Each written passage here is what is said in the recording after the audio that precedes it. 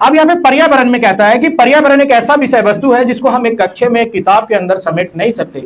पर्यावरण सिखाते समय एक शिक्षक को ध्यान रखना चाहिए कि पर्यावरण से संबंधित किसी भी मुद्दे को बच्चों को बाहरी दुनिया से जोड़ना चाहिए, जिससे उसकी सृजनात्मकता दिखे।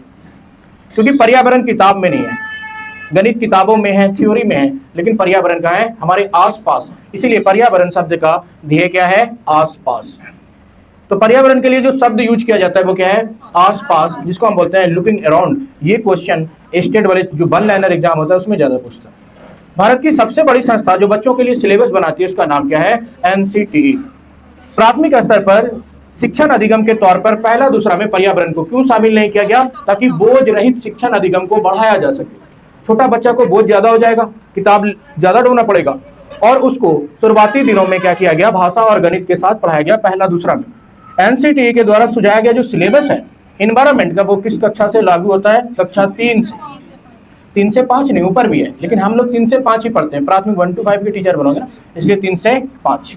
तो सबसे अच्छा तरीका है शिक्षिका का कि बच्चों को पर्यावरण शिक्षण अधिगम में सबसे अच्छी युक्ति क्या है? बच्चों को दुनिया के बारे में अपनी समझ का सृजन खुद करने दे और बाहरी दुनिया से जोड़े। और यही है जीन पियाजे की थ्योरी। बच्चा लिटिल साइंटिस्ट होता है, खुद करके सीखने दो उसको। तो यही है कि बच्चे दुनिया के बारे में अपनी समझ का सृजन करते हैं और बाहरी दुनिया से जोड़ के पढ़ाना चाहिए, जिसमें सबसे अच्छी युक्ति हो जाती है भ्रमण, जो बच्चों के अस्थायी ज्ञान को बढ़ावा देता है। किसी भी चीज से बच्चा 3 चीजें सीखता है। सबसे पहले बोध करता है, बोध मतलब समझदारी, कहना क्या चाहता है। फिर संश्लेषण या विश्लेषण करता है कि इसका क्या अर्थ निकलता है, हम इससे क्या समझ पाए। फिर अंत में मूल्यांकन करता है। बोध, संश्लेषण, विश्लेषण या मूल्यांकन, ये है तरीके। अब यहाँ पे आगे और दी गई है कि यहाँ पे जिज्ञासा, रुचि, कल्पना, स्मरण शक्ति का विकास करना। यहाँ पे ये बोला गया है कि अगर कोई भी पर्यावरण शिक्षक बच्चों को पर्यावरण पढ़ाए और रुचि ना आए और बच्चा अगर स्कूल छोड़ दिया तो किसकी योजना फेल हुई? शिक्षक की। अगर एक बच्चा किसी भी काम के प्रति रुचि नहीं ले रहा है तो उसको किस तरीके से पढ़ाना चाहिए? तो अभी आपको पढ़ाएंगे शिक्षण सहायक सामग्री, तो उसको किस तरीके से जोड़ना चाहिए। इसलिए पर्यावरण में सबसे ज्यादा जोर दिया गया है भ्रमण पे। अब यहाँ पे सवाल आ जाएगा कि स्कूल के द्वारा भ्रमण पे ले जाने की गतिविधि निम्नलिखित में से किस विषय के अंतर्गत आती है? पर्यावरण। अजीब सा सवाल होगा, लेकिन आएगा किसके अंदर? पर्यावरण के अंदर। भ्रमण विषय वस्तु किसका है? पर्यावरण का। दूसरा है कि पर्यावरण के शब्द जो है, पर्यावरण की शब्द से बना हुआ है आसपास। पर्यावरण में सबसे ज्यादा जरूरी है कि पर्यावरण में हम बच्चों के किस पहलू का विकास करते हैं? भावनात्मक पहलू का। क्योंकि अगर बच्चा भावनात्मक रूप से प्रकृति के साथ जुड़ेगा तो प्रकृति का विनाश कम होगा। एक छोटा सा 5 साल का बच्चा वो बोलेगा नहीं वृक्ष नहीं काटना, एक उसके सामने काट के दिखाएगा। दोनों तरीके का बच्चा होता है। एक में पर्यावरण के प्रति भावनात्मक लगाव कम होता है, एक को ज्यादा होता है। एक मुर्गी को खुद हलाल कर देता है, एक मुर्गी को छिपाता है। तो दोनों के अंदर क्या है? प्रकृति के प्रति भावनात्मक दबाव और जागरूक। इसीलिए पर्यावरण में जो पर्यावरण का जो मोटो है वो है बच्चों में भावनात्मक विकास करना। पर्यावरण शब्द कहां से आया? आसपास। इसके लिए शब्द यूज किया जाता है लुकिंग अराउंड। ईबीएस का फुल फॉर्म संक्षेप क्या है? Environmental studies. दूसरा है कि इसमें 2 चीजें ही यूज की जाती है एनवायरमेंट में। पहला है कि बच्चों को बाहरी दुनिया से जोड़ना और बच्चों के ज्ञान को विद्यालय तक सीमित नहीं रखना। इसकी गतिविधि को विद्यालय के बाहर के परिवेश से जोड़ना एवं उनको प्रश्न पूछने के लिए क्या करना? अभिप्रेरित करना। उसको प्रश्न पूछने की आजादी देना, बाहरी दुनिया से जोड़ना, ये सारी चीजें आप लोग जानते हो। इसीलिए ईबीएस का जो पैडागोजी है वो बहुत इजी होता है, माइंड गेम होता है। अगर आपको सीडीपी समझ में आता है उसके जो सवाल, तो ईबीएस के सवाल बहुत आसान है उससे, पैडागोजी। अब यहाँ पे देखो 4 चीजें हैं कि कोई भी बच्चा अगर किसी चीज के बारे में रिकॉर्ड कर रहा है, जैसे एक शिक्षिका बच्चों से कहती है कि तुम एक फूल का गमला लाना, 1 महीने तक रोज खाना पानी सारी चीजें देना और एक रिकॉर्ड तैयार करना। 1 महीने के अंत में हम लोग उस रिकॉर्ड पर चर्चा करेंगे। इस तरीके का सवाल आता है। अब उस रिकॉर्ड पर चर्चा करने के लिए बच्चों को किन तरीकों को अपनाना चाहिए? सबसे पहले अवलोकन करना, पहचानना, जानकारी इकट्ठा करना, दर्ज करना, रिकॉर्डिंग करना, ये सारी बातें आती है। उपरोक्त कौशलों में विद्यार्थी पेड़ पौधे जानवरों जो भी चीज एक तरह कर करके लाया है, तो सबसे पहले बच्चा क्या करेगा कि अवलोकन करेगा किसी भी चीज के साथ कि क्या चेंजिंग आ रहा है। तो पहली चीजें क्या होगी? अवलोकन। इसीलिए हम बता दिए कि इसमें भले दुनिया भर बातें की गई हो, लेकिन बातें होती है 3। अवलोकन मतलब समझ, समझ मतलब बोध। तो पहला है बोध, दूसरा है संश्लेषण विश्लेषण और तीसरा है मूल्यांकन।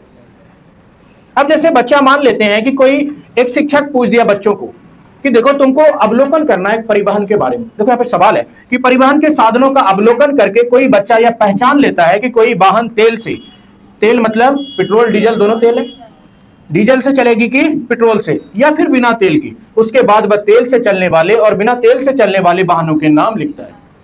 यानी कि जिस चीज में भी अंतर करना हो उसमें हम करते हैं अवलोकन। अब जैसे दिया रहा एक सवाल कि एक शिक्षिका बच्चों को 4-5 तरीके की टोकरी दिखाती है जो फल से लदी हुई होती है, बच्चा निम्नलिखित में से क्या करेगा? अवलोकन। जिस चीज को हम आंखों से देख सकते हैं उसका किया जाता है अवलोकन, और जिस चीज का हम आंखों से नहीं देख सकते उसका लगाया जाता है अंदाजा। जैसे अब आंख से देखे एक नारंगी एक सेब है, अब एक एक हाथ में दोनों है, बोलेगा बताओ क्या है, क्योंकि अंदाजा लगा सकते हैं, तो चीटी समझेगा ना आदमी। जिस चीज के बारे में हम नहीं जान सकते हैं, जैसे अमूर्त चीजों का हम क्या करते हैं? अंदाजा लगाते हैं। तो कोई भी चीज जो दिख सकती है, जो दिखाई जा रही है, बच्चा को कहेगा। एक शिक्षिका बच्चों को तरह तरह की सामग्री दिखाती है और उससे वो एक विषय बिंदु पर पहुंचना चाहती है। निम्नलिखित में से बच्चों को कौन सी युक्ति सबसे ज्यादा प्रभावी बना सकती है? दिख रहा है ना अवलोकन। कहीं भी आ जाए, जो टॉपिक दिख रहा है, जो सब्जेक्ट दिख रहा है, उसका आंसर क्या जाएगा? अवलोकन। ये समझ आया? तो अब यहां पर एक सवाल ये बन के आ गया कि शिक्षिका बच्चों को परिवहन के साधनों के बारे में बताती है कि कोई गाड़ी तेल से चलती है या डीजल से। निम्नलिखित में से शिक्षिका बच्चों के किस कौशल का विकास कर रही है? अवलोकन कौशल का। एक तो कर रही है ना कि शिक्षिका क्या कर रही है? अवलोकन कौशल का विकास कर रही है। अब कहेगी शिक्षिका 4-5 तरीके के गमलों का इस्तेमाल करती है और बच्चों को उसे पहचानने के लिए कहती है। निम्नलिखित में से शिक्षिका बच्चों के किस कौशल को प्रभावी बनाना चाहती है? अवलोकन। जो चीज दिख रहा हो और उससे बच्चे में कुछ चेंजिंग लाना चाह रहे हो, उसको बताना चाह रहे हो, उसकी विशेषताओं को, तो उसका मेन मोटिव क्या जाएगा? अवलोकन। अब यहां पे देखो, बच्चों को यहां पे कुछ पैरामीटर दिए गए हैं कि बच्चों को स्कूल में सिलेबस के आधार पे, जो इन्वायरमेंट का सिलेबस कहता है कि बच्चों में हम क्या करेंगे? विभेदीकरण के कौशल का विकास करेंगे। अब विभेदीकरण क्या होता है? अगर बच्चा स्कूल आया तो अवलोकन करने के बाद बच्चा क्या करेगा? विभेदीकरण करेगा। किसी भी चीज के बारे में अवलोकन करा कि ये नारंगी ये सेब, उसके बाद न कहोगे एक नारंगी एक सेब। ये जो बात की जो प्रक्रिया है जिससे दोनों में आप अंतर कर लिया अवलोकन के बाद, ये है विभेदीकरण। तो अवलोकन के बाद सेकंड नंबर पे क्या जाता है? विभेदीकरण। लेकिन इसको अलग अलग लोग क्या करता है कि तुलना वर्गीकरण में भी डाल देता है, विभेदीकरण या वर्गीकरण। यहां पे देखो कि दिए गए उदाहरण में यह पता लगाया कि वाहन तेल और बिना तेल के चलती है, दोनों में अंतर है ना, यही अंतर कहलाता है विभेदीकरण। और विभेदीकरण हमेशा अवलोकन के बाद होगा। पहले बच्चा को यह देखना पड़ेगा कि गाड़ी चल किससे रही है, यानी वो देखना, जो देखने की प्रक्रिया है, यह कहलाती है अवलोकन। बाद में वो करेगा विभेदीकरण।